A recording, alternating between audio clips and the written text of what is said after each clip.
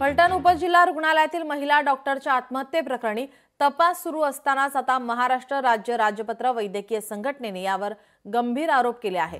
संघटनेचे अध्यक्ष डॉक्टर मनोज कुमने यांनी या प्रकरणाचा सर्वांगीण तपास करून जबाबदार अधिकाऱ्यांवर कडक कारवाई करण्याची मागणी केली आहे। मृत महिला डॉक्टरांनी केलेल्या तक्रारींकडे पूर्णतः दुर्लक्ष करण्यात आले, त्यामुळेच त्यांना न्याय मिळाला नाही आणि अखेरीस त्यांनी हे टोकाचं पाऊल उचललं असा गंभीर आरोप संघटनेने केला आहे।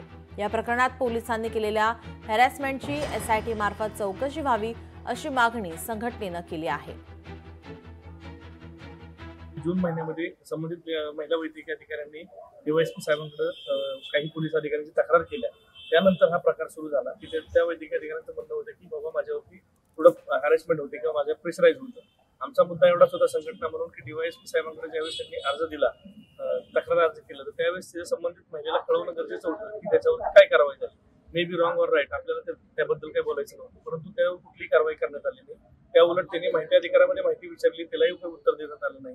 त्याच्या उलट जून मध्ये त्यांनी ज्यावेळेस तक्रार केली, त्याच्यानंतर 31 जुलैला संबंधित पोलीस अधिकाऱ्यांनी आमच्या वरिष्ठ अधिकाऱ्यांकडे त्याच्याबद्दल तक्रार केली।